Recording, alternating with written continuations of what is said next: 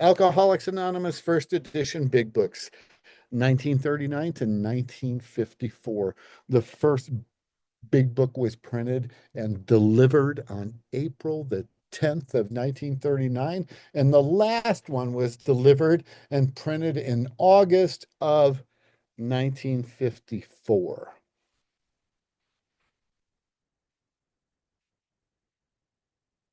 Now, we all know that there were 16 printings of the first edition, but was there? There was actually 21 printings of the first edition.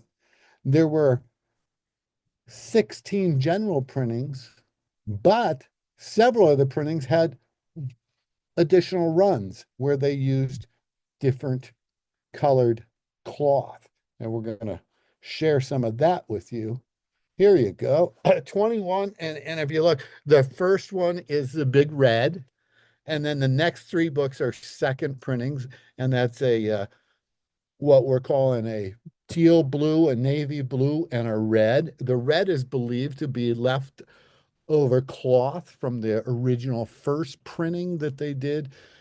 The printer was concerned that they were not going to be paid in full for the books, so they stopped the press and did not finish the run of 5,000. They finished somewhere around 4,700. So when they did the second printing in March of 1941, they had some red cloth left. No one knows how many were printed with the red.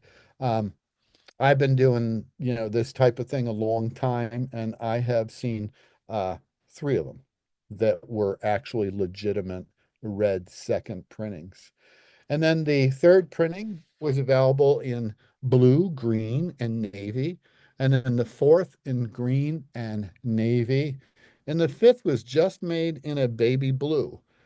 Then the sixth and seventh, and all books printed beyond that were navy blue, with the exception of one mistake that was made in 1977 when they printed a second printing and the printer put black cloth on a few of the books in air, and those made it out. So I have seen that, but the only books that were really printed in different colors were in that first few, 1 through 5.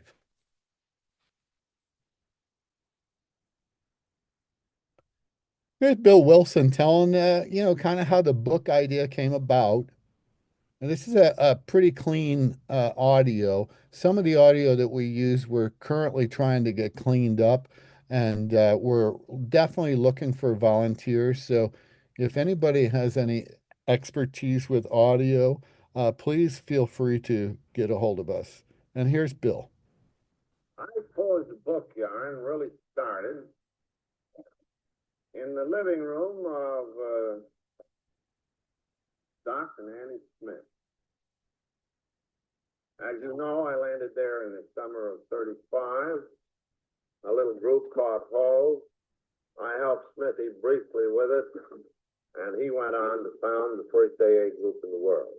So on this late fall afternoon in 1937, Smithy and I were talking together in his living room and sitting there by the gas log.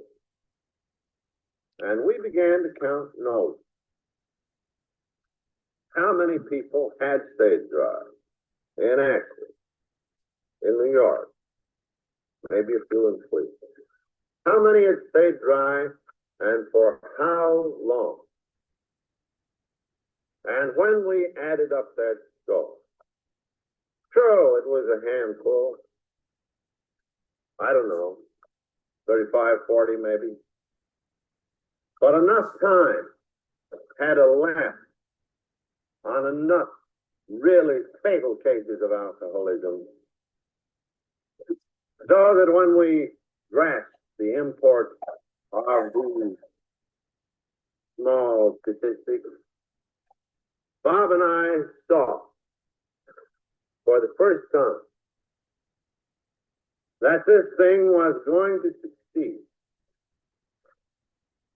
that God in his providence and mercy had thrown a new light into the dark caves where we and our kind had been and were still by the millions dwelt. Besides, we reflected, we'd have to get some kind of literature. Up to this moment, not a syllable of this program, so far as I know, was in writing. And it was a kind of a word-of-mouth deal, with variations according to each man's or woman's fancy. Well, in a general way, we said, well, the booze has got you down, boys. You got an allergy and an obsession, and you're hopeless.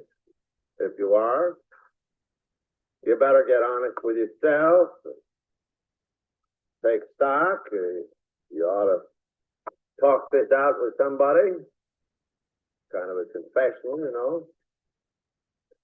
And you ought to make restitution for the harms you did. You ought to make amends. And all that kind of business. And, well, you prayed as best you could, according to your lights, if any.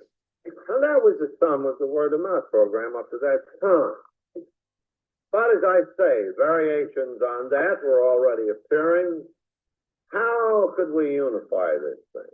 Could we, out of our experience, get certain principles, describe certain methods that had done the trick for us? Yes, obviously.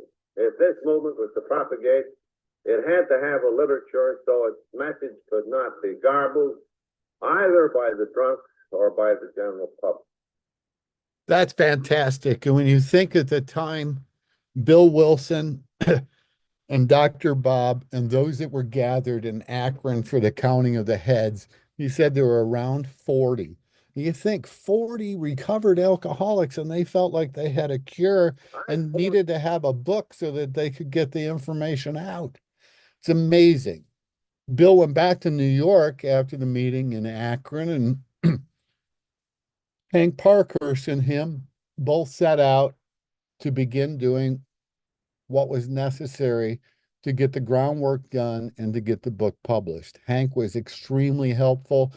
You'll you'll learn that much about Hank and Hank's contributions through the book, the writing of the big book that William Shaberg did, and that's available.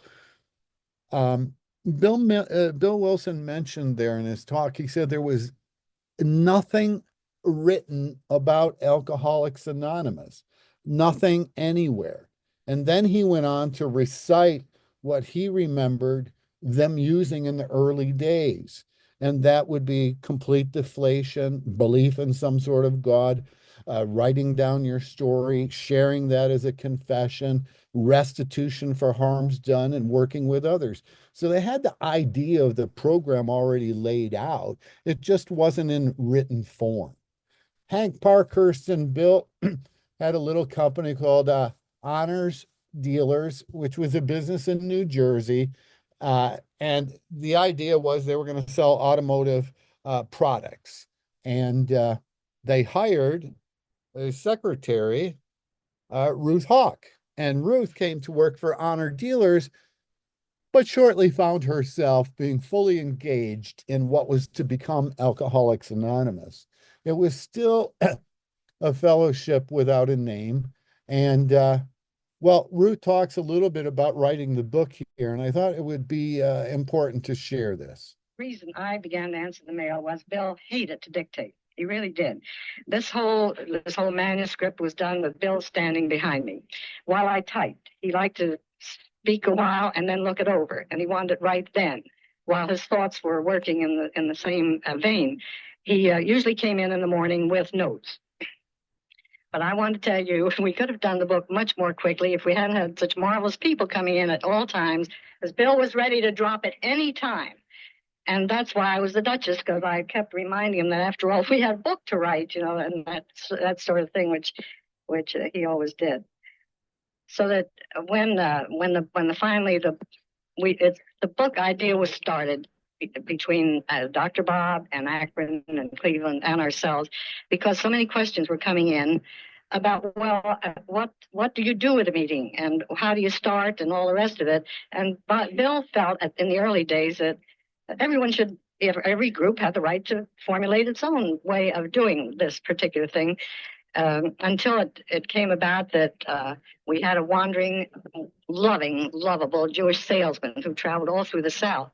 And he came back with stories about how they had one particular group that, well, they served beer during the evening, but nothing but beer, so that everything was perfectly fine.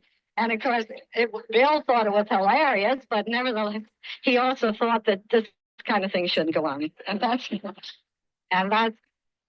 really how the idea of the book really started.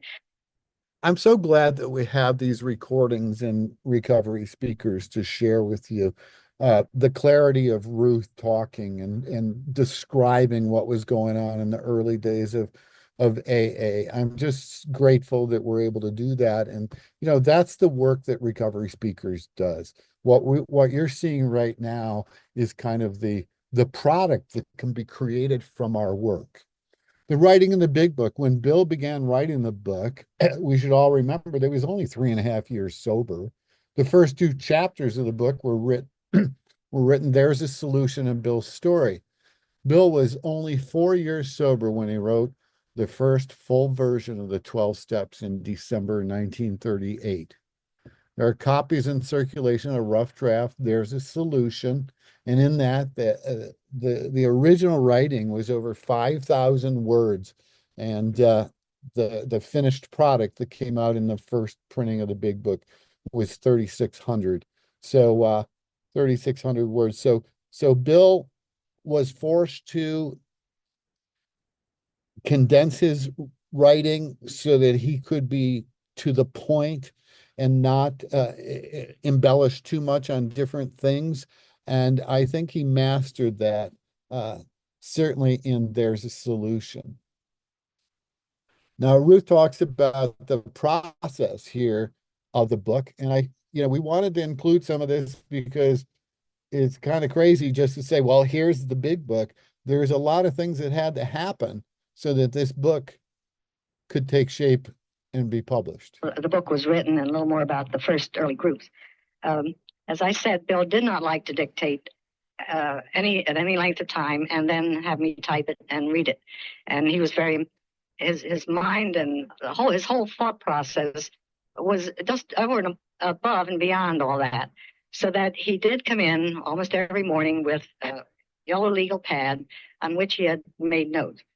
And if he was in the mood, he would stand behind me and simply begin to talk. And I developed quite a speed to be able to keep up with this kind of dictation, which I had never tried before. But he liked to see it appear ahead of him. Now, we had already contacted every group there was, or any individual there might be with whom we had any kind of correspondence, for ideas and for stories, personal stories, that if they cared to write their own stories. And this was at the time we were working on the first few chapters and the steps. The stories were in the process of coming in, and we didn't have much about it in that way at that time. But I really don't know. As I said, I don't have total recall, and I had no idea that history was going to ask details. So I don't know how many of these we did, but we did, I would guess, 40 or 50 different times, because every time we wrote to, even if we didn't write, we had criticism from Akron and Cleveland and wherever it was. We heard that this is what you're going to say in the book, Bill, and you can't do that. And then we might do a couple of pages and this sort of thing. So it was a long, drawn-out thing. I love Ruth's interpretation of what was going on at the time. And certainly there are other accounts of what was happening, but if you look at it, there was a small group of people. There was a small group of very enthusiastic alcoholics who were staying sober by helping each other, and they wanted to get the word out, but they wanted to get it right. And I'm so grateful that they took the time to discuss these things and make it right. Here in one of the efforts, a Works publishing stock certificate. In 1938, Bill Wilson and Hank Parkhurst were focused on writing the book. Money was running out. Bill and Hank needed to find a way to raise money so that they could live and they could get the book published. Hank developed the idea of selling stock in the publishing company that didn't exist. It's just an amazing story. I don't have the numbers in front of me. We do in our archive, but this particular stock certificate we have is number 37.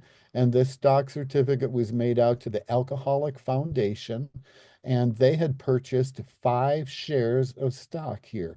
So this is really kind of a unique stock certificate, being that it is made out to the Alcoholic Foundation. Works Publishing Stock Report, June 1940. This particular report was inscribed by Bill Wilson to Mr. Richardson, and this report was made at the time that Works Publishing was incorporated. It will give you the complete background. That was Bill's inscription to Mr. Richardson. And here we'll go. We wish to thank those who have contributed stories, funds, or services to the preparation of the book Alcoholics Anonymous.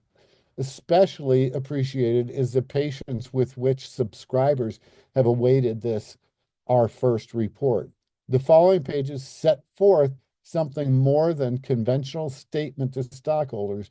We propose to review the entire book project from its inception, describing in detail several stages of its development. In addition, a full accounting of all monies received and paid in connection with this book will be made. Demand for the book, particularly since January 1 of this year, suggests that Works Publishing will, within a reasonable time, settle its obligations, return subscribers their investments, and later pay the dividend to them through the Alcoholic Foundation, headquarters of Alcoholics Anonymous. Now, what's really cool about this was Mr. Richardson, who was one of the Rockefeller guys who ended up on the board of as a trustee of Alcoholics Anonymous. And Bill was had taken the time to give this report to sell Mr. Richardson on what AA was accomplishing at that time. The original manuscript, according to Bill, 400 copies of the multilith were printed and started being distributed in February of 39 to everybody that they thought might be concerned with an alcohol problem. The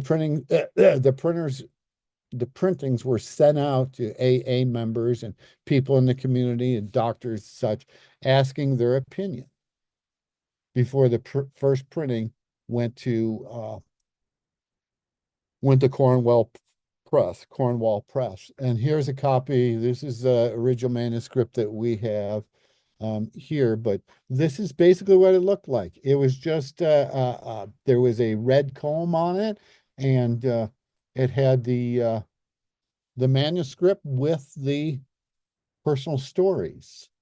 Now, the original working manuscript, that became the book that started it all, is also a very interesting story. And Ken R. and myself are going to be doing that later this month for another group. And we're going to make that presentation in May or June for recovery speakers. Publishing the book. Mr. Blackwell was highly recommended to Bill. Blackwell was the president of Cornwall Press, so Bill and Hank went down there to meet with him. They were told that the book would probably be only about 400 pages when printed. That seemed pretty skimpy. Blackwell agreed to print 5,000 copies of the first printing for a down payment of $500 in good faith, and trusted Bill and Hank would pay the remainder of the cost as book sales came in. So the first printing of the big book, April 10th, 1939. Approximately 4,700 big books were printed in the red cloth. The red cloth was used as a result of the printer having excess material that AA could use at a cheaper cost. Everything that had anything to do with these books in the beginning was about economizing and saving money. They wanted it to be a big book.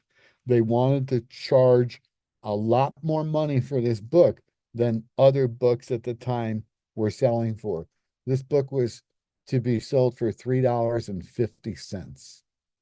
A New York member named Ray Campbell, who was an artist, was the one who created the dust jacket. His story appears in the first edition, The Artist's Concept. And next to it is the Pathway to the Cure, which was a proposed dust jacket, which AA did not end up using. The doctor's opinion.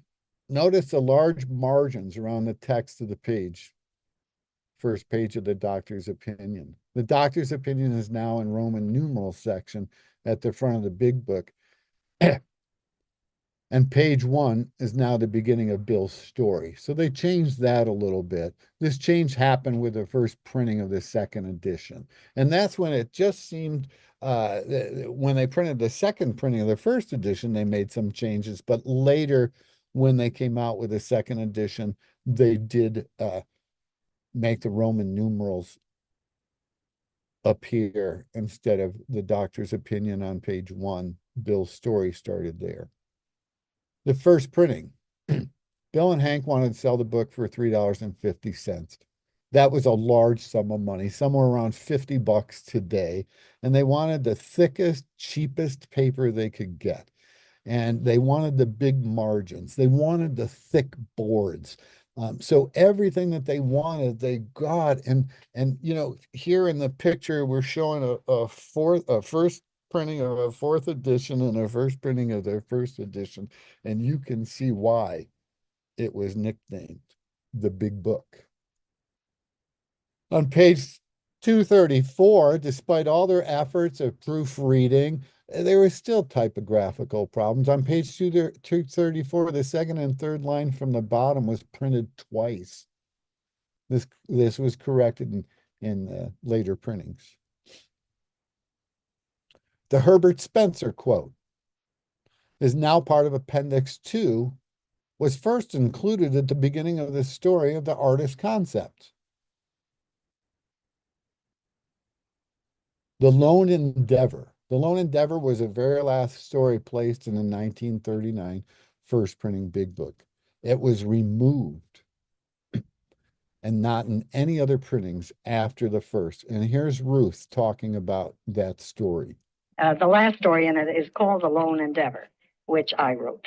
But it isn't much of a story, and it was based on the fact that Bill thought it might be interesting. This was on the basis of correspondence only, and what this his mother had contacted me, and I had written, and then we had gotten in touch a little bit. And at that, and I never did know what happened to him, and nobody in New York does either. But after that first, the next time the books were rewritten, that was left out. It was very well left out. That was kind of when I first heard Ruth share that story, I was actually surprised that she took credit for writing that. The appendix was added. Well, the appendix gives information about the structure of the foundation, trustees, and how to contact AA.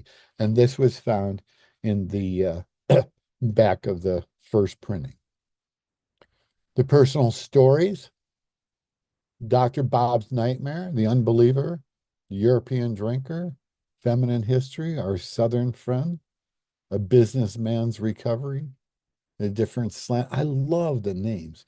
Traveler, Editor, Scholar, The Backslider, Home Brewmeister, 7-month Slip, My Wife and I, A War to the Probate Court, Riding the Rods, The Salesman, Fired Again, The Fearful One, Truth Freed Me, Smile With Me, At Me, A Close Shave, Educated Agnostic, Another Prodigal Story, The Car Smasher, Hindsley, On His Way, An Alcoholic Wife, The Artist's Concept, Rolling Stone, Lone Endeavor, Now We Are Thousands. I just looking at the names in the first printing and the names of the stories, the titles, just, really resonates so much of what the time was, but also, Doctor's Nightmare. Yeah, they really made you want to read this stuff. They made it so you wanted to know more. One of the things that they did was to try to promote the sale of the book was one of the guys had a connection with Gabriel Heater in the radio program We the People, which was a New York radio program, but it was a national syndicate. And they felt that they were going to get tremendous response from this. So Blackman started printing the 5,000 books. Plates were made and the galleys were read. Gee, all of a sudden we thought of the Reader's Digest. So we go up to the Reader's Digest. We walk in on Mr. Kenneth Payne, and we said, Mr. Payne, we're all ready to shoot. And Mr. Payne said, shoot what? Blackman started printing the 5,000 books. Plates were made and the galleys were read. Gee, all of a sudden we thought of the Reader's Digest. So we go up to the Reader's Digest. We walk in on Mr. Kenneth Payne, and we said, Mr. Payne, we're all ready to shoot. And Mr. Payne said, shoot what? Yes, he said, I remember you, Mr. Parkhurst and Mr. Wilson. You were the gentleman up here last fall. He said, I told you that I thought the Reader's Digest would be interested in this new work and in this book. But he said, right after you were here, I consulted our editorial board, and to my great surprise, they didn't like the idea at all, and I forgot to tell you.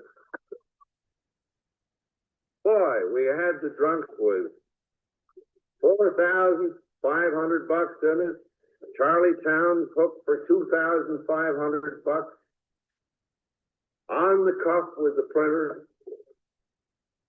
Maybe $500 left in the bank. What in the deuce would we do?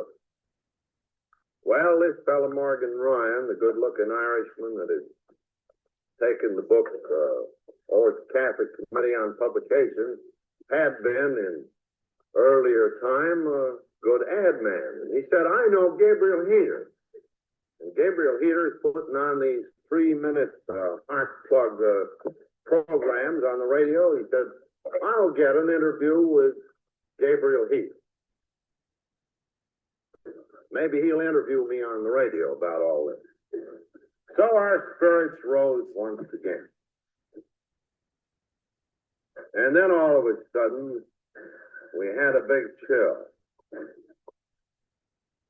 We thought, well, supposing this Irishman got drunk before Heater interviewed him.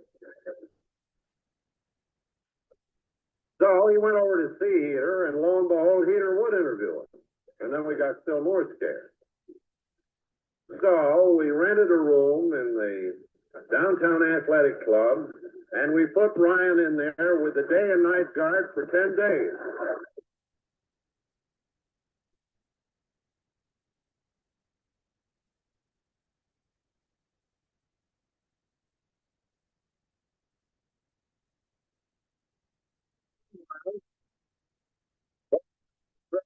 Again, we could see those books just going out in carloads.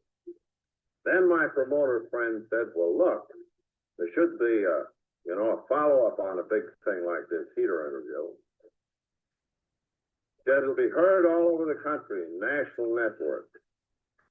Now, he said, I think, folks, that the big market for this book are the doctors, the physicians. And he said, I suggest that we pitch the last $500 we got in the treasury on a postal card shower, going to every physician east of the Rocky Mountains.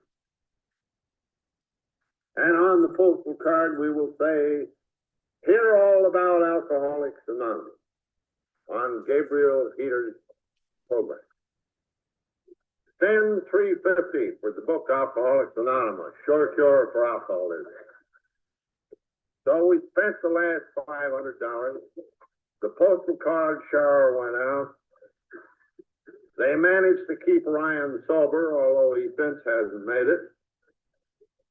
All the drunks had their ears glued to the radios. The group market in Alcoholics Anonymous was already saturated because, you see, we had 49 stockholders and they had all got a book free.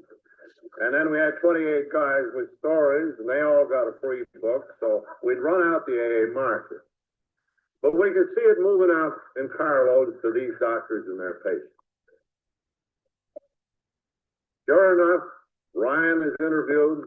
Peter pulls out the old tremolo stop, and we could see them book orders coming back in carloads. Well, we just couldn't wait to go down to old post office box 658, Church Street, Annex. The address printed in the back of the old book. We hung to it for about 3 days, and then my friend Hank and little Ruthie Hawk, that some of you remember, and I went over, and we looked in box 658. It wasn't a locked box. We just looked through the glass. And we could see in there a few of these postal cards. I had a terrible thinking sensation. But my friend, the promoter, he said, "Boy, Bill," he said, "they can't put all that stuff in the box." He said, "They got mail bags full of it out there."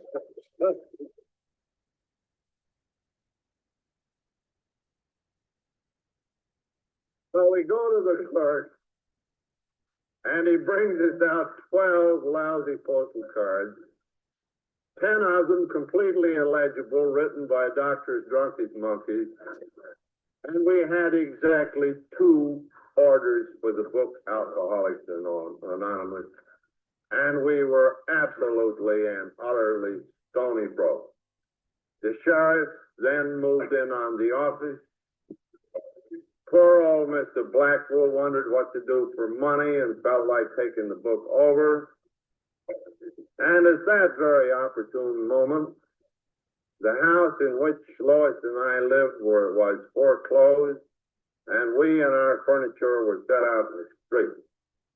And that was the state of the book Alcoholics Anonymous in the summer of 1939, and the state of grace that the Wilsons were in.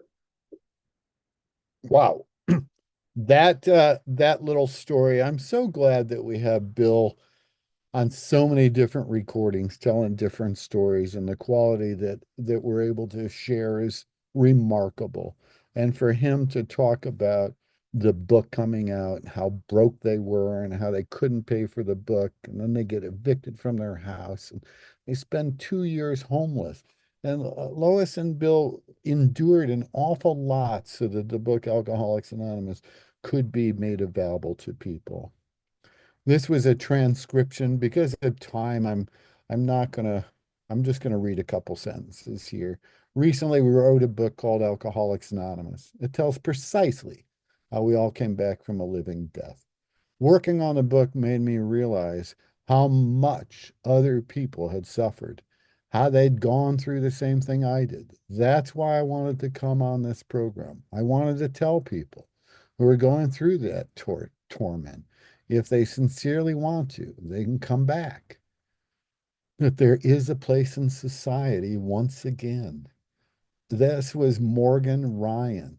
I mean, can you imagine this guy volunteering to go on a national radio program to share, and the people that he's volunteering to do this for don't trust that he's going to stay sober and put him in the athletic club in a room there, and then had AA members guard it until the time that he was going to give his talk. Amazing what was happening. They were so concerned about being able to pull this off that those were the drastic measures that they had to take.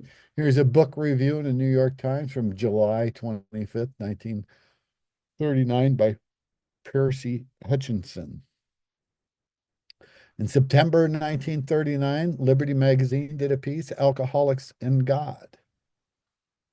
Around the same time, a little bit later, but in October of 39, the Cleveland Plain Dealer did a series of articles, and Alcoholics Anonymous makes its stand here by Elric Davis. It was these articles, the Liberty Magazine and the Cleveland Plain Dealer that really started getting AA some membership.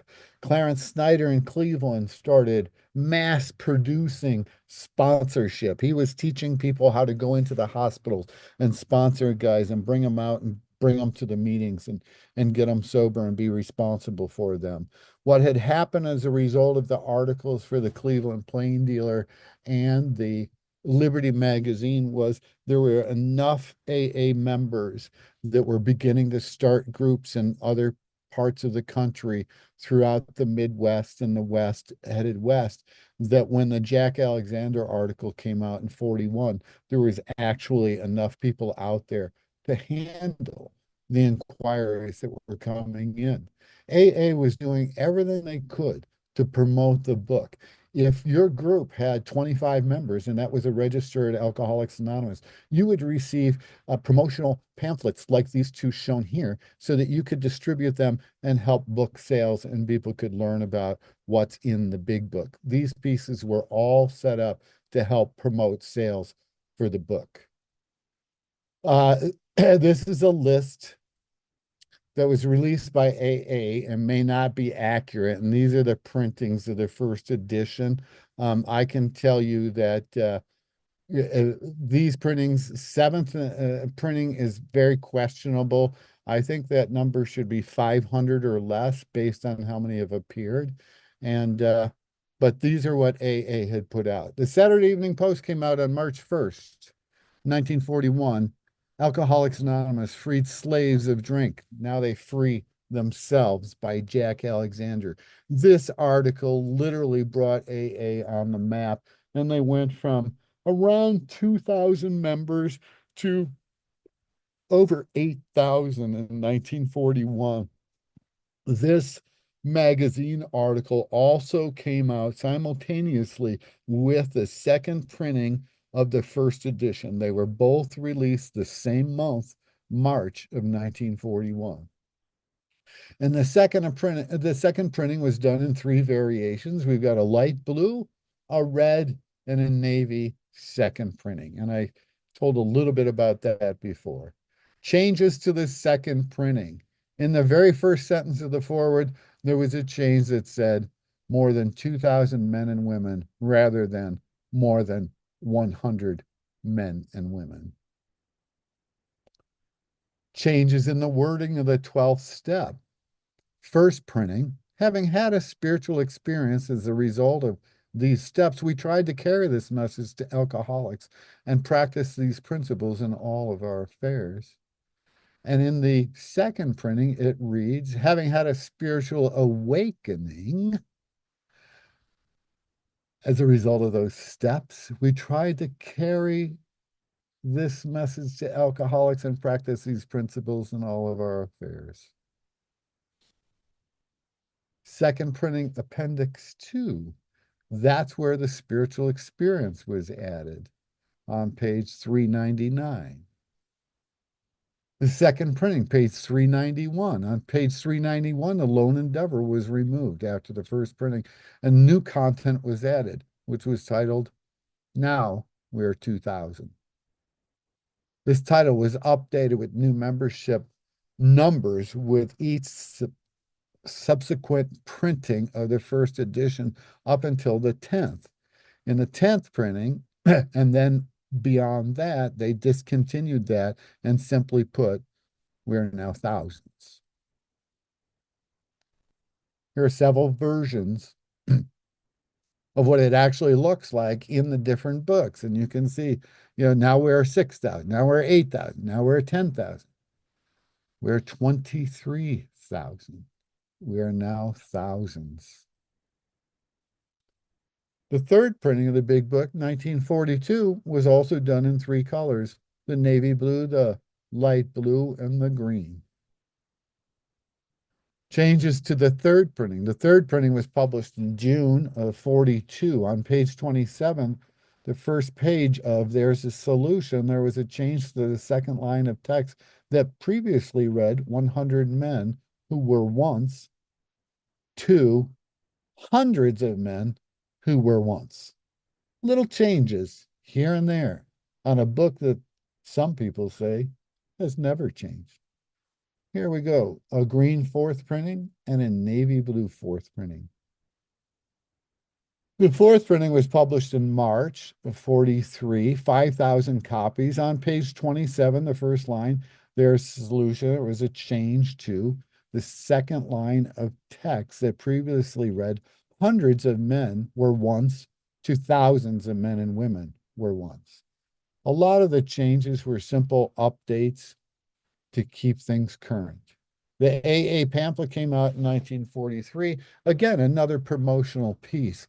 This pamphlet was published by the Foundation. It included several big book stories, The Doctor's Nightmare and Bill's Story. The story Women Suffer Too by Marty Mann was included in this pamphlet, but not added to the big book until the second edition in 1955. So Marty's story actually came out in 1943. Also included in the article is Medicine, Religion, Alcoholics Anonymous, in the book review by Dr. Harry Emerson Fosdick.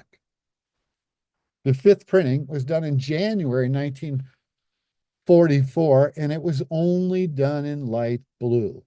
The book was printed only in one color. Page 391 in this book is titled, Now We Are 10,000. Change in size from the fifth to the sixth printings. Here you can see the fifth printing on the left, okay, is slightly thicker than the sixth. The size change occurred due to the thickness of paper used inside the book. There were no changes in the book as far as amount of pages or reduction of pages. The fifth printing is the last of the true big books. The sixth and seventh printing were the same size before significantly reduction in size for the eighth printing. And here's the sixth printing, which was published in June of 44. There were 5,000 copies made, and the printing was exclusively printed in one color, being navy blue. And all the remaining printings were also printed with the navy blue cover. The wartime seventh and eighth printing, you can see on the right-hand side of your screen, this is a wartime printing. It's complete and unabridged in its contents. While the typeface remains unchanged, the book has been drastically reduced in size and weight in order to conform to the government regulations for saving paper. Well, they sort of didn't do that, because in January 1945, when the seventh printing came out, it was the same size as the sixth printing. It had that stamp in it, but they had failed to reduce it in size. The eighth printing came out 1 month later in February 1945, and today remains the smallest big book ever printed. The seventh printing was January 45. This one has an original dust jacket, extremely rare. In the last 30 years, I believe only 3 have surfaced that had original dust jackets. The eighth printing, being the smallest, also has a wartime printing. The ninth printing didn't happen until January 46, and there were 20,000 copies released. This printing was slightly larger than the eighth. It did not have the wartime stamp like the other ones. And so it was ended. This printing after the war had ended. And the important notice about the government regulation was removed. And it never appeared in any books. So the wartime stamp was only in the seventh and eighth. This printing was slightly larger than the eighth and remained that size through, they didn't change the size of the book again until the second edition. The 10th printing, August of 46, there were 25,000 copies. You can see as time was going on, AA's numbers were growing. The amount of big books that they were selling was increasing as well. The 11th printing, 25,000 copies to this book, and this was done in 1947. And again, in 1948, they did the 12th printing. So they were reprinting these yearly. And each year with, anywhere from 20 to 50,000. Here, the 13th printing of the first edition, there were 50,000 copies made of this book in February of 1950. The 14th printing in July, there were just under 50,000. And this was the last printing of the first edition done by Works Publishing. Works Publishing was renamed to AA Publishing prior to the release of the 15th and 16th printing of the first edition. Works Publishing changed its name to Alcoholics Anonymous. The 14th printing from 1951 was the last printing and started the 15th printing in 1951 or 1954 under AA Publishing. So AA Publishing did the 15th printing and the 16th printing of the first edition. This printing of the 15th had 16,000 copies, and it was planned to be the last printing of the first edition. But because AA was selling so many books, they didn't have enough supplies. They did one final printing, and that is the 16th printing, August 1954. This was the last printing of the first edition. It was unexpected for this printing to be released due to plans for the second edition. There was a need for more books because AA was just literally on fire in the mid-50s. By the time the second edition had come out, Alcoholics Anonymous had done 21 printings of the first edition. The Alcoholics Anonymous second edition first printing made its official debut at the International Convention held in St. Louis over 4 days in July in 1955. That concludes my presentation on the first edition Big Books. I hope I shared some info that might be helpful. And right on the screen right now is we have 2 recordings on recovery speakers, Bill W. talking about how the book was written and Jim Burwell talking about how the book was written. 2 different stories of the same book.